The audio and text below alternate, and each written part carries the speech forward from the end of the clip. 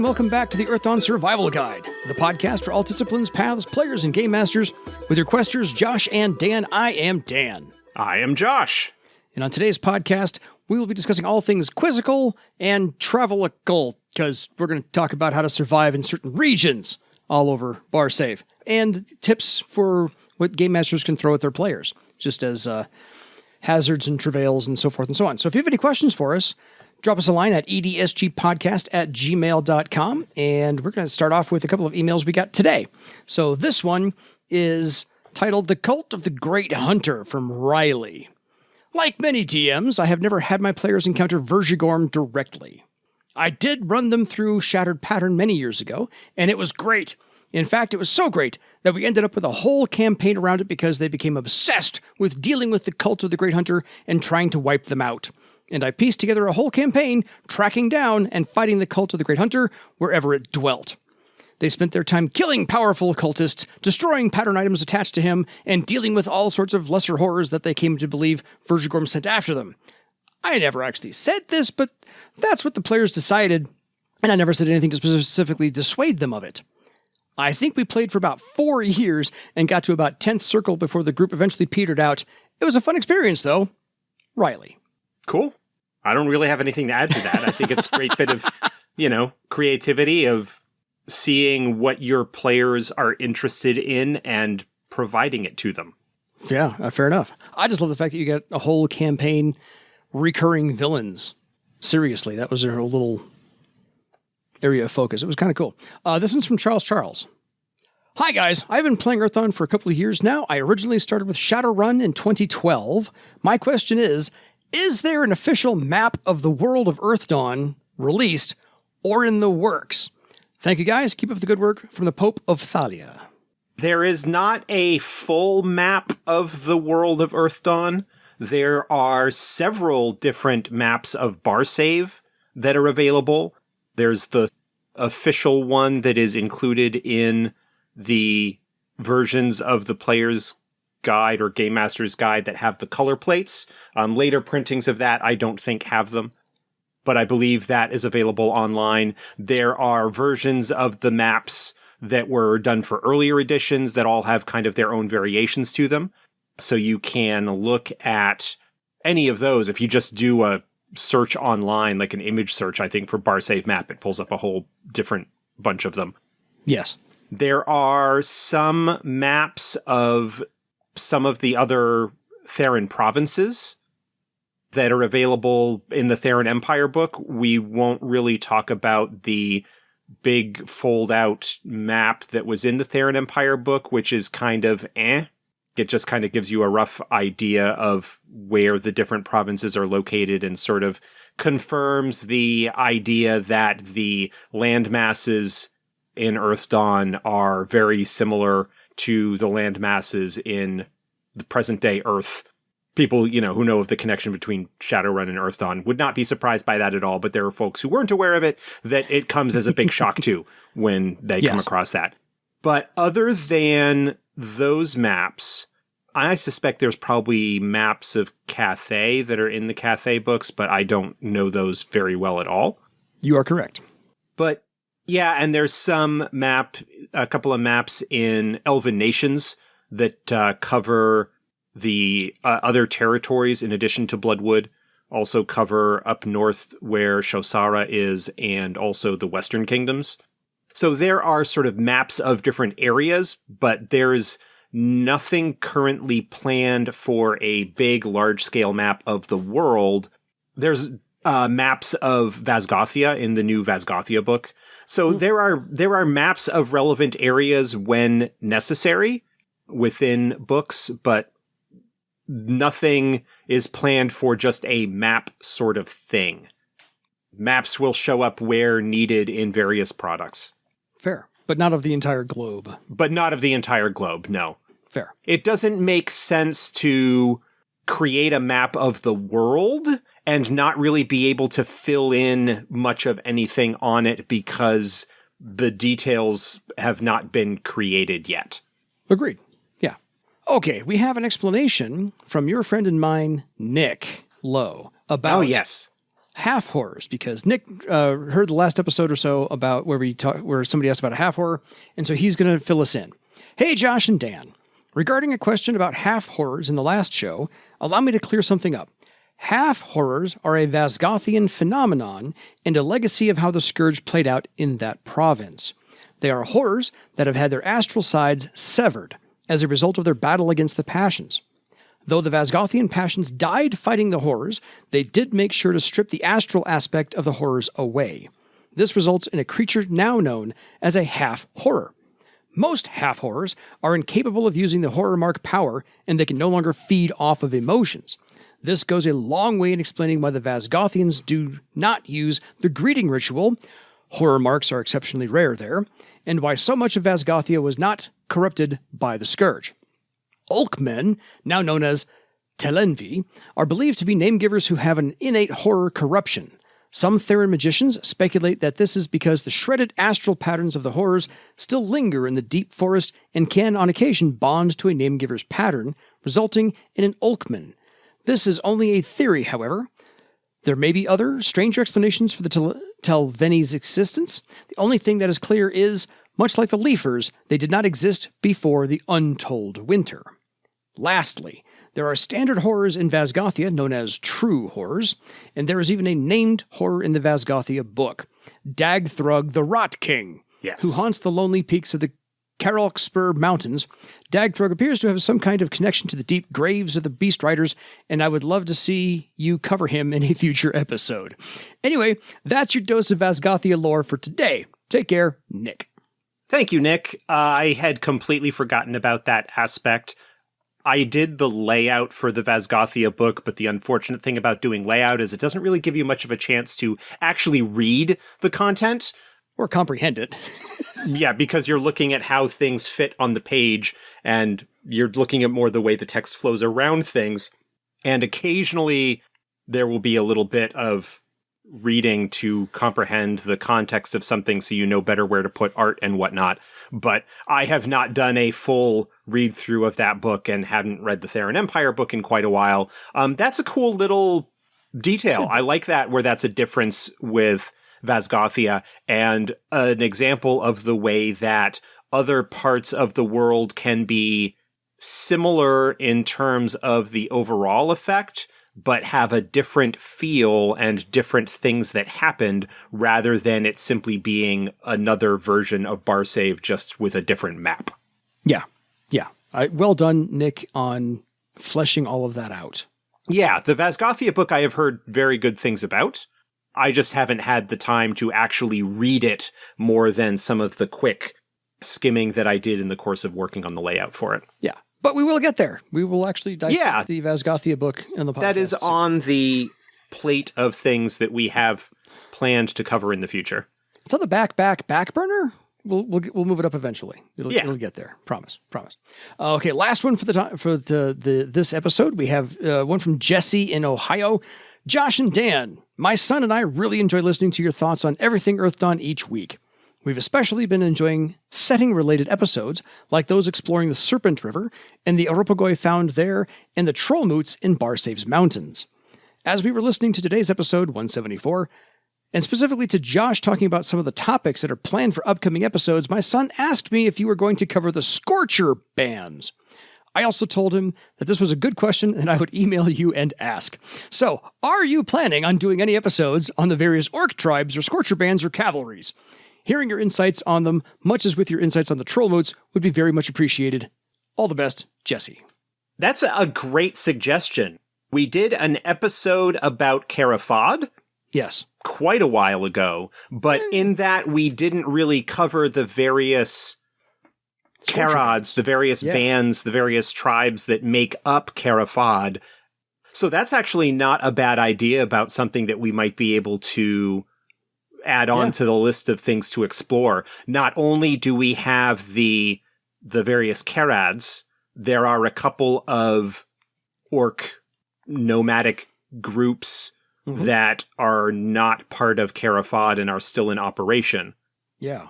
And I know that, for example, there's one of them that kind of split when Zeras Ice Thought took like half of the band and went to Carafod while her brother stayed behind to continue working with Thrall. And that's kind of a source of division within the family. So there's some historical context that we can put together and things like that. But that's a great suggestion, and it hadn't really occurred to me until the email came in.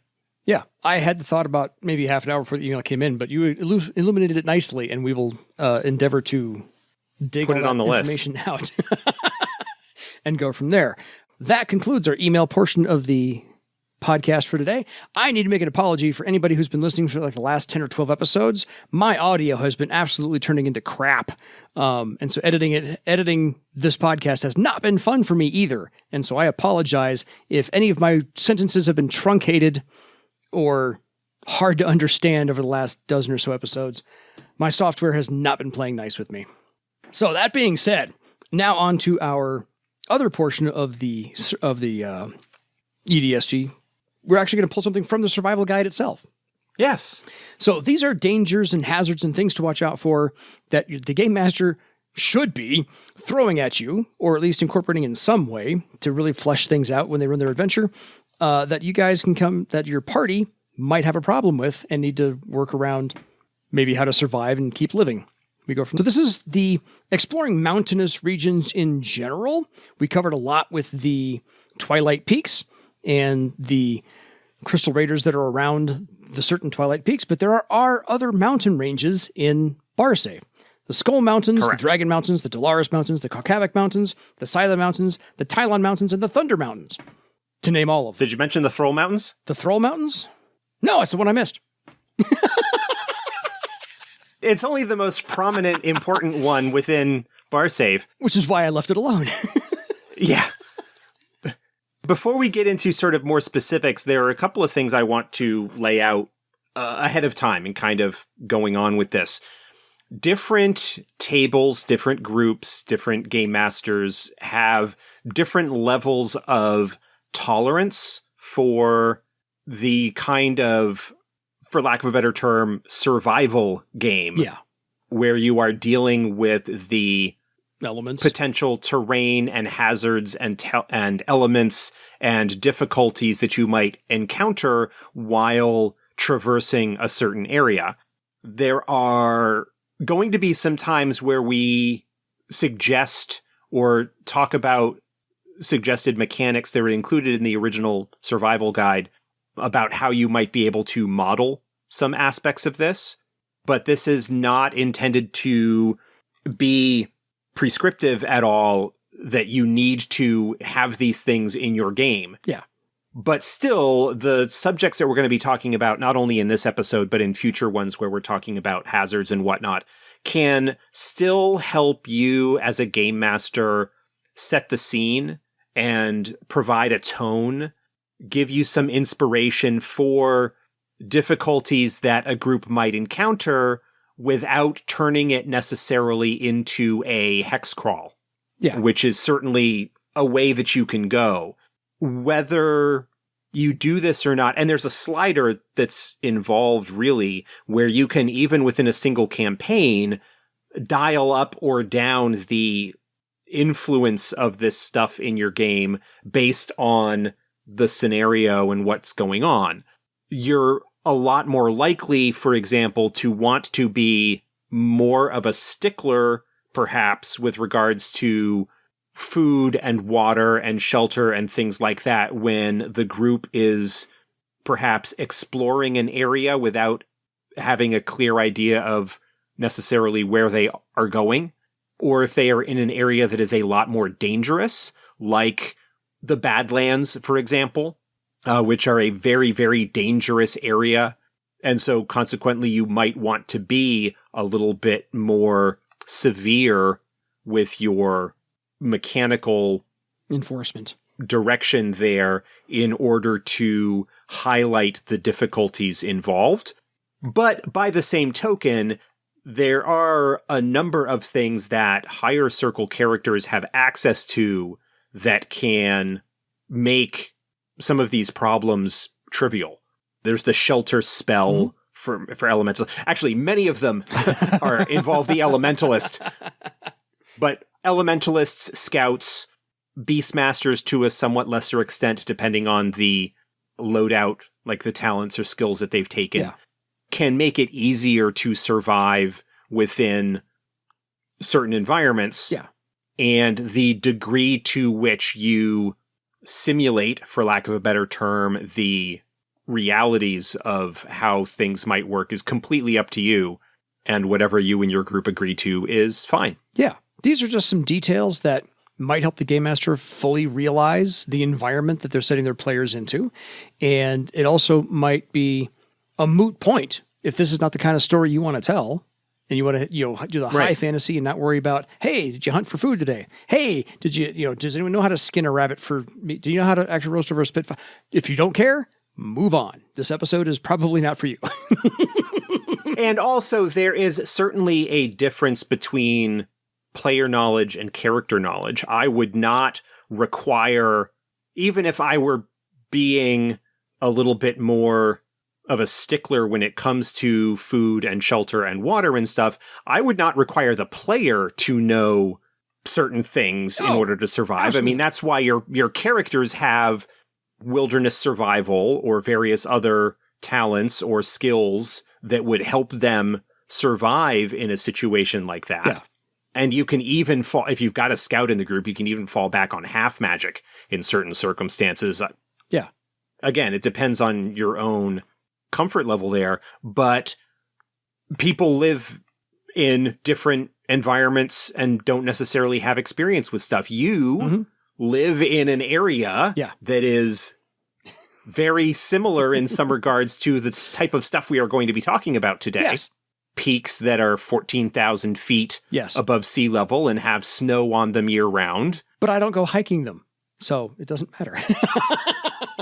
But that's me. That's as may be. But that's me. But you have some firsthand experience seeing them and knowing what that environment looks like and feels like in different conditions because it's where you live. Yeah. Whereas where I live on the East Coast, our highest peak in the state is actually, I think, at about the same elevation as the city of Denver. Oh, yeah, about a mile. Like at the very top. And the ground and the rocks and the terrain itself is very different. Yes. And in a way, a lot older. There's a thing online that talks about the Appalachians and that the Appalachians are kind of as low as they are because they are so old. Yes. That you don't find fossils in the Appalachians because the Appalachians are older than bones. Yes. That they were formed long before bones actually started appearing within the fossil record. And so, very different situation here, the rocky coasts that we have up in northern New England, as opposed to the sandier beaches that you have down in parts of the mid-Atlantic or down in Florida and whatnot. So people live in different areas. People might not have traveled a lot and seen a bunch of different things. So this will also just provide some help in terms of environment and being able to perhaps help set the scene. And or speak better about it if you've not had any experience with it. I don't live on a coast. I don't live anywhere near a coast. So dealing with oceans and tides and watercraft, not my wheelhouse. So I would punt, obviously.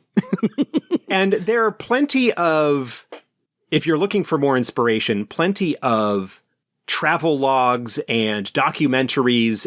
If you want to talk about some of the real extreme stuff, look up some documentaries about Everest and climbing in the Himalayas and things like that. Yes. And the conditions that folks need to cope with in that situation. As produced as they are in some respects, you look at some of the stuff that like Bear Grylls has done, or, those other documentaries where they supposedly drop people in the wilderness to survive. I was going to say, one of my best friends and players is a huge fan of Survivor Man. So, yeah, there's a certain amount of production that is involved in that, and a certain amount of safety. But there is still some inspiration and ideas that you can take from that if you choose to. Absolutely, and get your resources wherever you possibly can. Planet Earth is always good. Blue Planet is always good for underwater, but not doing a whole lot of underwater. But yes, we're going to start today where we're doing a small tangent off of the Twilight Peaks, because that's where we've been. And so we're going to start working our way off the mountains and down into everywhere else. So I figured this was not a bad place to start. Plus, it's the first chapter in the survival guide, so why not start there? We're doing things by the book this time. I'm not rearranging stuff. That's just me. So just so everybody knows, yes, there are 8 mountain ranges. 8 mountain ranges in the Barsaive area. As I said, the Skull Mountains, the Dragon Mountains, the Dolaris Mountains, the Kaukavik Mountains, the Scythe Mountains, the Tylon Mountains, the Thunder Mountains, and the Thrall Mountains. That's 8. So a lot of terrain. Yes. So just so everybody knows that during the Scourge, a lot of kaers were built using the abundant natural caves in all of those mountain ranges. So if you're looking to put a kaer somewhere, you got a list. Yeah, there are lots of areas that you can do that. In areas that did not have those valuable resources to an extent, citadels would be a lot more common. And citadels, because they were sitting on the surface, because of the wards and protections that would need to be built into them, would kind of serve as an astral beacon, attracted the attention of a lot of horrors, which is why, broadly speaking, you're going to encounter ruined citadels and destroyed citadels a lot more commonly than you would ruined kaers. Also because kaers are a lot harder to find by their very nature. They were designed to not be easily located. Yes. The harder they were to find, the more likely it was that they would be overlooked by the horrors. So a lot of masking. That's just something to keep in mind. Yeah, a lot of masking wards and tunneling and spelunking to be going on first as well. So really, when you're in the mountainous regions, to Josh's point from a few minutes ago, what you need to worry about when you're up really, really high is very thin air, and it's very cold. And I love the way it was explained in the Earthdawn Survival Guide book itself. Like this was a new revelation that occasionally frozen water turns into this really weird powder called snow. Well, it's important to keep in mind that the climate of Barsaive, as it's largely described, in part significantly moderated by the massive lava field that is to the southwest of the province. Well, there is that. Which generates this massive heat sink that just puts off a lot of heat, moderates the climate in Barsaive significantly. It does not really resemble so much the climate of the equivalent part of that world, that equivalent part of the world today. The real world, yes. Yeah, so Barsaive, for the most part, doesn't really have a winter. They've got kind of like a drier season and a wetter season, that it is a little bit wetter during one half of the year compared to the other, but outside of the higher mountain peaks, places don't really get snow, except in perhaps extreme circumstances. I mean, we still get examples today of freak, snowfall showing up in Texas or Georgia or whatever occasionally. Places. And a lot of times those end up being really nasty kind of sleet or ice conditions as opposed to actual snow, just because of the way that weather works. Yes.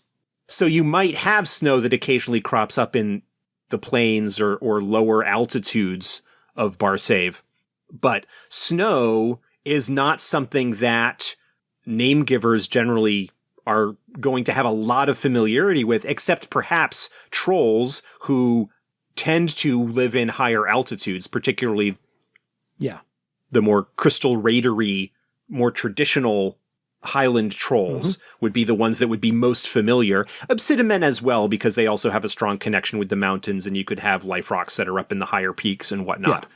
But snow and ice is something that, snow especially, is something that a lot of Namegivers are not likely to have a whole lot of experience with. And as anybody who watches news reports of snowfall hitting, say, the Washington, D.C. area or Atlanta or, any part where they don't really get snow much of the time, people don't know how to handle it. You and I, we live in areas where snowfall kind of shows up and it's just like, Yes. No, I worked a long time ago, and one of our sister centers that we partnered with was in Birmingham, Alabama. And when they got a half inch of snow, the entire city shut down. Yeah, they don't have the infrastructure. They don't have the equipment to handle it. Yeah, they don't have a snowplow. They didn't have sand trucks. Yeah, sand machine, sand truck. So they just, the whole city shut down. See you in a couple days. That was all. Wait for it to melt.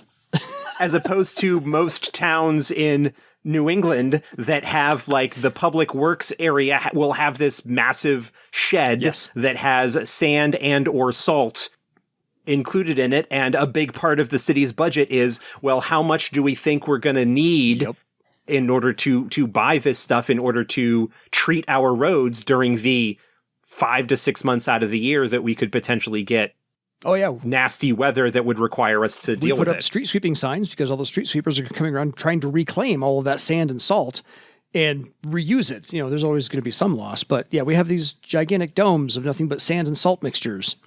So the magnesium chloride to clean up melt all the ice and snow. So magnesium chloride is not going to be available to you in Earthdawn. However, as it says in the survival guide, few Namegivers understand the dangers of snow, and a lot of that is, we're going to throw some mechanics at you in just a minute or so. If you're up really, really high, and you've probably seen this in some movies before, the risk of avalanche is a possibility. Avalanches are nasty. I am now suddenly reminded of an awful film, I think called Avalanche, that Mystery Science Theater recently did. I think you're right. One of their most recent seasons. Yes. They did Avalanche as a movie that they did. Yeah. When you get a large amount of snow that starts moving, it's like a tidal wave in a sense. I mean, it can snap trees. Yeah. It will bowl you over. It will bury you. It will suffocate you. It will, it's nasty stuff. That's why. Carrying rocks and other stuff along that could batter you and cause you problems. Yeah, it's like a total party kill for the game master to use. Just, I'm tired of this party. Avalanche comes down. Here you go. A different version of rocks fall, everybody dies. Yes. So avalanche is one thing. Avalanche is one thing. Not a problem that most communities are going to face, but when you're traveling in higher altitudes are likely to, not likely, but is a potential hazard that you could run into. Yeah. So if you want to use that, go for it. There's not really any mechanics for it in the book, but it's one of those, like I said, if you want a total party kill, throw an avalanche at them. But Frostbite. Now, there are some mechanics in the book for some Frostbite because people don't understand how quickly that can set in. As we both know, cold is not something that you mess with. No. It's made even worse to a certain extent by wind, can certainly exacerbate the difficulties of dealing with cold because still air, at least you're going to, your body heat is going to warm up immediately around you. But if there's wind, that wind is going to take that warmer air away and replace it with cold air. And so that's going to just suck the body heat out of you even faster. Yes. Jack London wrote a fantastic short story called To Build a Fire, which is exactly like it sounds. It is a short story that involves a guy who is stuck, as most of Jack London's stories are, in the Yukon, up in the Alaskan or Western Canadian wilderness, and is trying to build a fire in order to survive. Yeah, it's harrowing. It is a fantastic little short story and very harrowing, and talks about like how he can kind of gauge how cold it is by spitting and whether the spit freezes before it hits the ground or not. Ooh. You might have seen those videos online sometimes where there's a cold snap and people will take like a bowl of hot water and go outside and like throw it in the air and it immediately crystallizes into snow. As they do that. Really cold weather can do that. And if you are not bundled up, if you don't have multiple layers and gloves and hats and protection over your face, frostbite is nasty. Yes. And the wind will absolutely tear your flesh off. Again, we're talking about like places you can get inspiration. Look at documentaries about the various Arctic or Antarctic expeditions, especially the early days of the exploration there, where you would have ships that would get stranded. You've got like Shackelford's expedition, where people venture into the wilderness and die. Definitely something to keep in mind when you're talking about that. The rules that are provided within the survival guide when it comes to exposure and frostbite basically says that for every half hour of exposure, the character suffers step 4 damage, assuming that they don't have sufficient protection. protection. And what you might choose to do, and there's nothing really in the rules about this in particular, but you might want to decide that warm clothes maybe act as a kind of armor against that damage. Yeah, fair. That you roll it for everybody, but if you've got sufficient clothes, then that will reduce the damage that you take. Yeah. Because even if you have warm clothes, you still can't just be out in it forever. Forever. It's still going to eventually sap your energy and take its toll. Yes. If you are out in it long enough, it will, your body will start drawing heat away from the extremities in order to keep your core warm. Yep. And it gets very, very tiring and exhausting. And again, these documentaries and whatnot that we've talked about all provide some real examples of this sort of thing happening. They do. If any single damage test that you take, cold damage and this exposure damage, if you're using this, exceeds the character's wound threshold, then they suffer frostbite. Oh. So it basically is a wound, yes, essentially, that is frostbite, and it should apply penalties. Wounds apply penalties normally, but the frostbite should perhaps apply additional damage, or additional penalties, rather, on top of certain tasks that they might want to do. Like if their toes get frostbite, which is a very common thing to happen when you're tromping around in the snow. Yes. That could slow down your movement rate. Or if your fingers get frostbitten, your dexterity might suffer in some respects because it's hard to hold a weapon. Yeah, it's hard to hold a weapon. It's hard to do anything. Yes. When your limbs are almost literally Obstacles. Frozen. Yeah. Because in the book it says only careful attention and healing magic can cure frostbite. Yeah. And if you don't get into shelter soon upon receiving frostbite in order to bring that exposed damage sort of back up, we mean like shelter with warmth, like you've got a fire, built a fire within a closed area to kind of bring the overall temperature up. That could be sort of permanent or effectively permanent damage, barring healing magic like the restore limb or whatever it is that's sort of the reverse of the wither limb, or Questor magic, like from Questor of Garland. Magic can fortunately treat a lot of things fairly effectively, but if you don't treat it, that severely damaged area will get gangrenous and likely become infected and kill you. Other things. So yeah, it is not something with which to play with. And again, that's kind of a severe end of the thing. And I don't know that I would use it broadly, but if I were running a scenario where the group was forced out into a blizzard or some kind of conditions, that would be potentially one of the challenges that they might encounter, whether they were perhaps trying to escape somewhere or chase somebody down in these kind of conditions.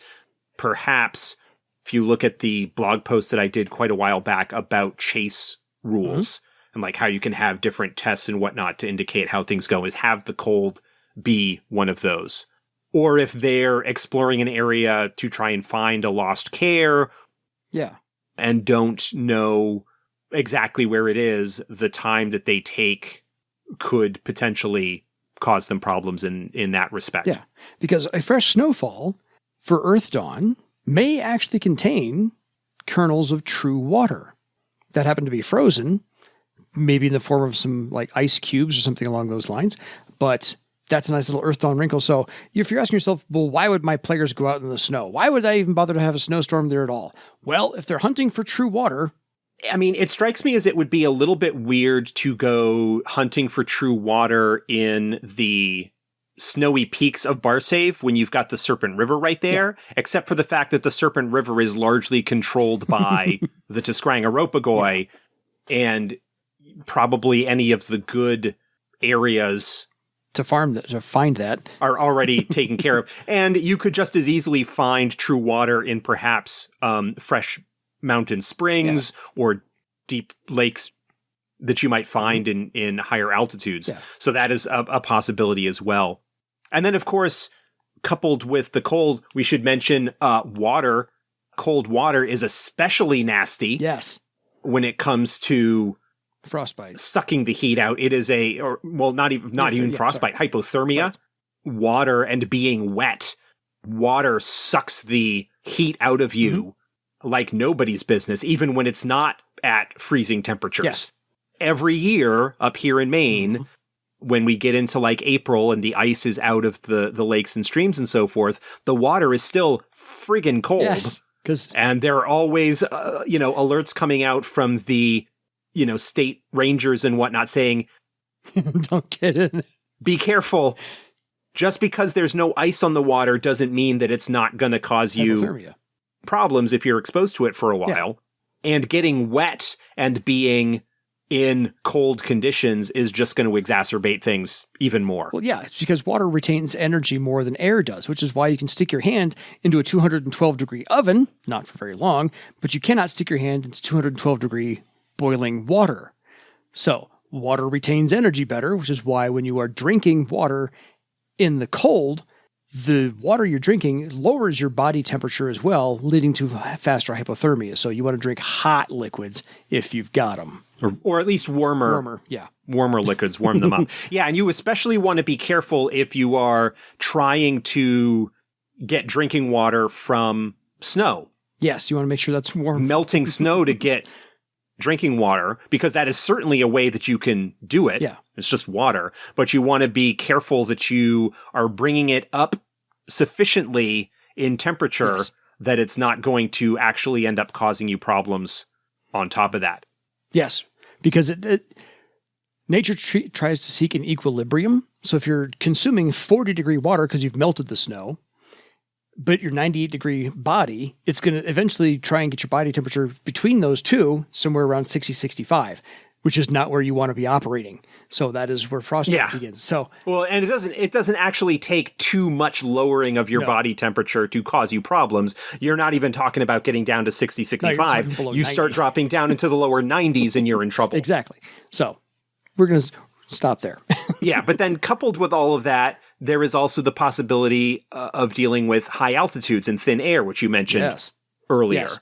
How the sort of lower amount of oxygen that is available to folks can cause issues. This is part of the reason why Olympic athletes and other high-level sports folks like to train in Aspen, Colorado, Aspen, and places like that where they are at a higher altitude and become acclimated to a certain extent to exerting themselves under those conditions so that when they are going to a competition where they're at a lower altitude, their body is like, oh, there's so much oxygen here. We're good to go.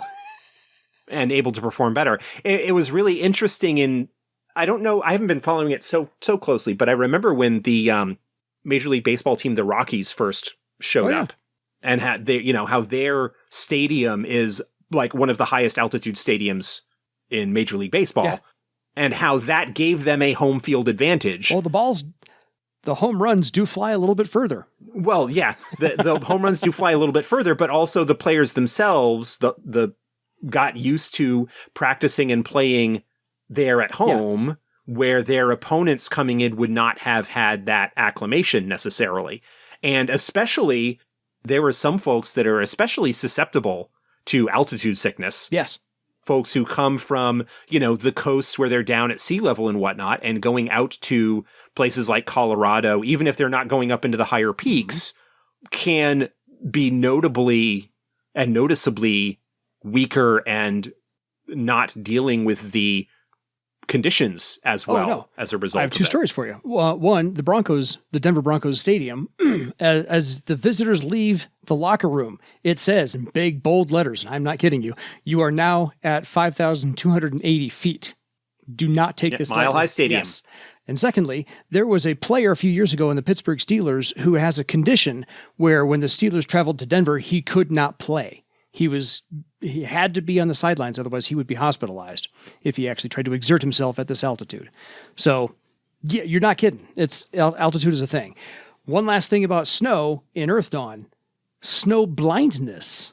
If you are out in the bright sunlight and the snow has already fallen, the reflection of the sun on the snow can literally blind you. Yeah, it's almost like looking directly at the sun itself. Yes, because it is a white field, and it's a reflective white field.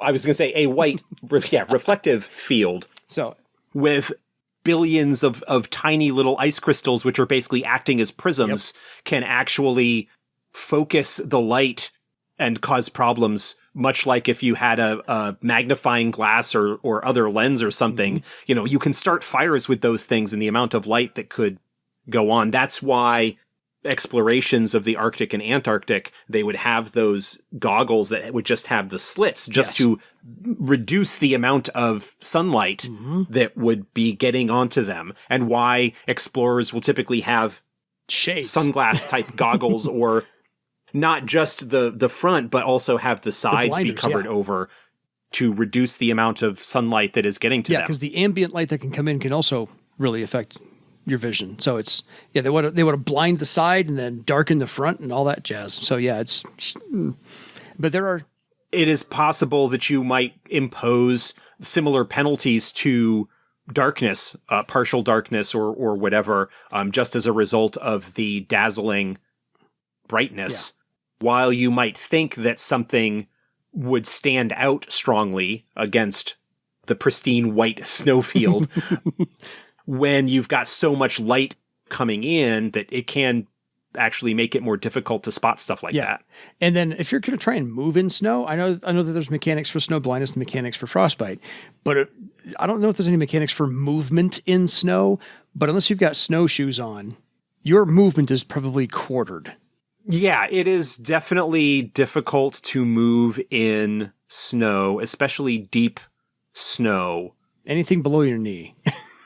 It's very exhausting because you need to either pull your foot up entirely out of it or be plowing your way through it, both of which require a lot more effort than normal walking. Yeah. Actually, in Lord of the Rings, there's the moment where the Fellowship is making their way up through the mountains there. Yes. And in the novel, there is some description of what was going on there with Boromir leading the way and kind of helping clear and plowing and breaking the snow so that the smaller folk, the hobbits and whatnot, could follow behind without being in too much trouble. Yeah. And then, of course, Legolas just walking on top of the snow like the... arrogant SOB that he is. Yeah. But yeah, all of that is definitely something to keep in mind. I would at least consider moving through snowy terrain to be something similar to like having the movement rate. Certainly if you're talking about longer term travel, not even necessarily in combat where you're concerned with how far you could move in a single round, but looking at overall travel in a day, if you're traveling through snowy terrain and mountainous terrain to boot, you're not going to be able to make the same number of miles per day that you would on flat ground in the plains. On flatter ground, yeah. If you don't, you wouldn't be able to have carts or wagons in that kind of thing. They're not suited to it. Nope. You could make up sledges or sleds or something where you could load up your gear on those and kind of drag it across the snow. You'd want to have perhaps mounts or pack animals that are suited to that terrain, to those conditions. You're talking about, again, like the bighorn sheep that are common in those higher altitudes. I imagine the Trojan as kind of a feline. Yeah. There might be breeds of those that are sort of more like mountain lynx or whatever and adapted to working in snowier and mountainous terrain because they're kind of a semi-mountainous animal as it is. So, things to keep in mind there. But horses, donkeys, mules, like those sorts of traditional beasts of burden would probably not do well in real snowy conditions like that. And any lizard, usually cold-blooded, so would also try to hibernate instead. So that is one of the things that is also brought up in the mechanics chapter of the survival guide, is that different Namegiver races might suffer penalties to dealing with certain conditions because they just aren't adapted to them. Yeah.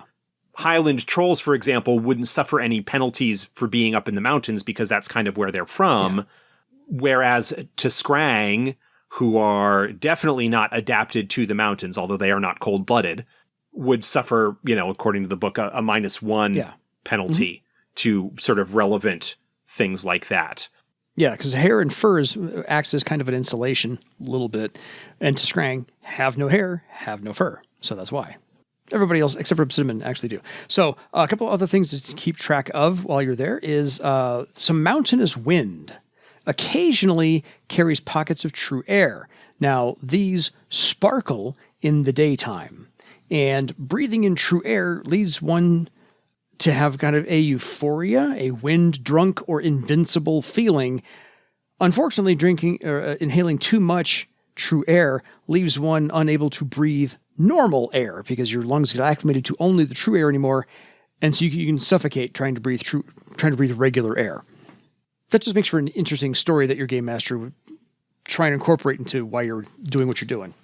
To get back to the altitude sickness, the mechanic suggestion is to double the strain cost. Oh, yeah. For characters operating at high altitudes that are not used to it.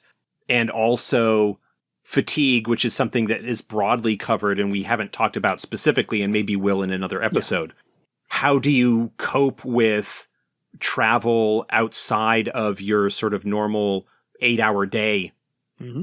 Again, looking at a game where you're perhaps doing a little bit more exploration or hex crawl style, where you are just kind of exploring an area to find out what is there, as opposed to having a particular destination and traveling on better known routes and paths and whatnot. Yeah.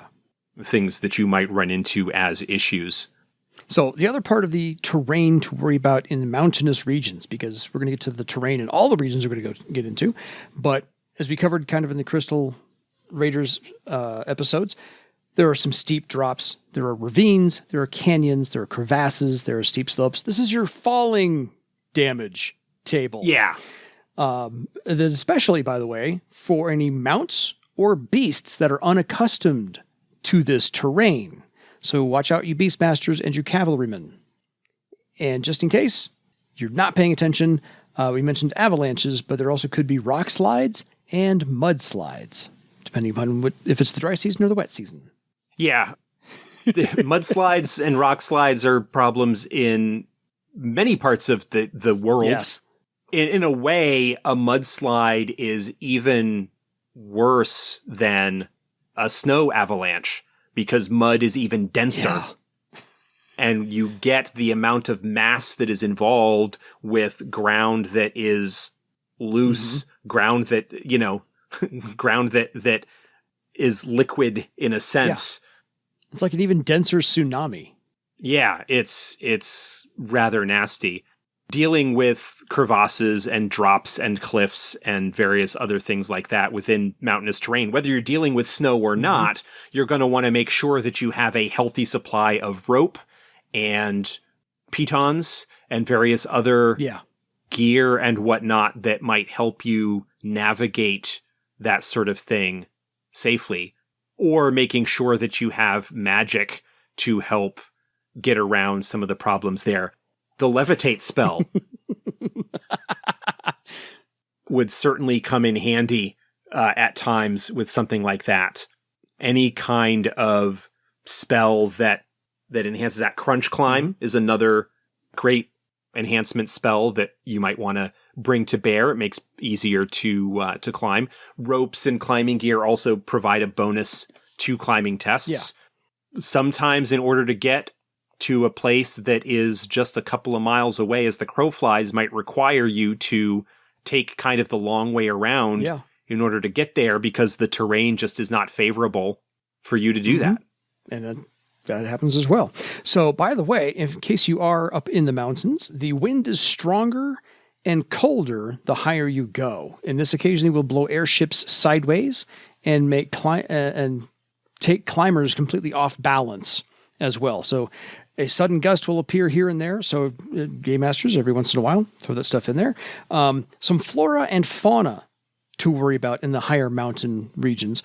There are some dwarven towns. There are settlements of miners, because again, these are the mountains. Some creatures to be aware of: bears, brythons, mountain cats, mountain goats, Josh's aforementioned bighorn sheep, some Espagra, and the Throll Mountains specifically have cave trolls. And of course, the Twilight Peaks have crystal raiders. Yeah. Cave trolls are also potential hazards in other parts of Barsaive. But cave trolls are the result of troll communities that tried to take shelter during the Scourge, and as a result of various conditions have suffered. Yeah. And did not retain the culture and knowledge and whatnot that they might have had when they went in. They are frequently a little bit bigger and tougher than trolls normally are, which is something to say. Yes. And they not uncommonly might have some innate elemental magic that would help them survive in those conditions. Yeah. Similar to ogres, that would be another potential hazard in mountainous regions, because ogres have an affinity for precious metals and ores and whatnot, and like to sniff them out. In terms of traditional wildlife, you're talking about a bear. It depends on the type of bear. True. The part of the country where I am, we have black bears, which generally they avoid people. Mm-hmm. They're not small, but they are smallish, comparatively speaking. Certainly, if you are getting up in their grill or threatening their young, they could certainly be a problem. But they are not going to necessarily have the aggression that grizzlies or brown bears will have, which are larger and nastier in their own way.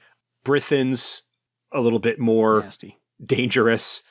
Of course, in an area where there would be a lot of kaers and potentially many ruined kaers, you are likely to run into the unfortunate inhabitants of those, cave trolls being one example, but kaers that were breached might still have horrors or horror constructs within them, some of which might be sort of elementally adapted to the conditions and terrain.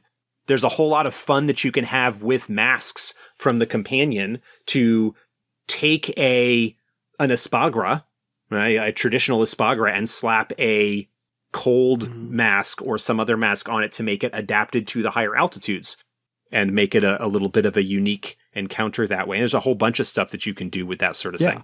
So those are just the ones that can get you from the ground. The ones that can come at you from the air. Because again, these are mountains.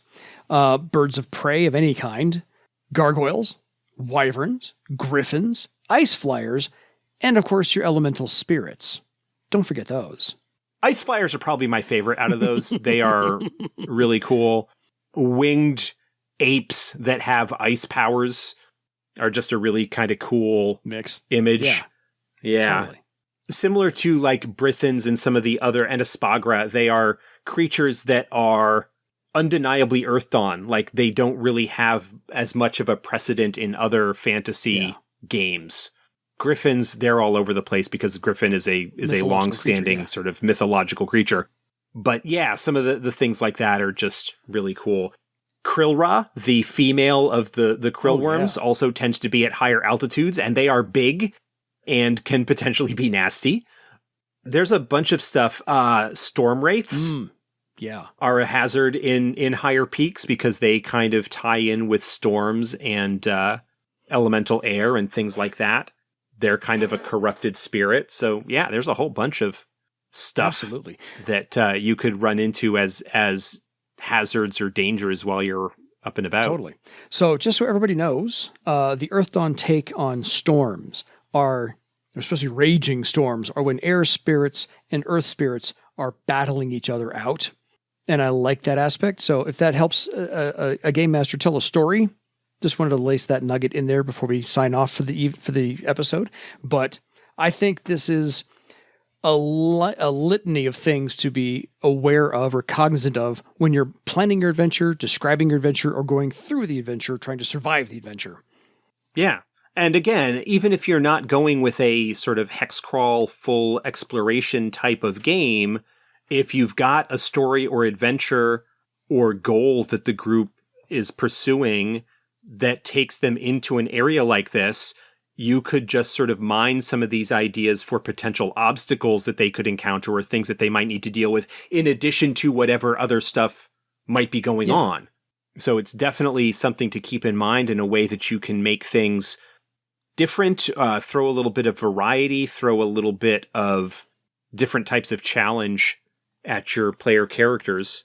If you aren't a group that typically does a lot of hardcore survival type stuff, maybe be a little bit forgiving, or have a guide or friendly NPC, a scout or a beastmaster or somebody like that who would have potentially some experience with conditions like this to offer them some advice on how not to get themselves killed.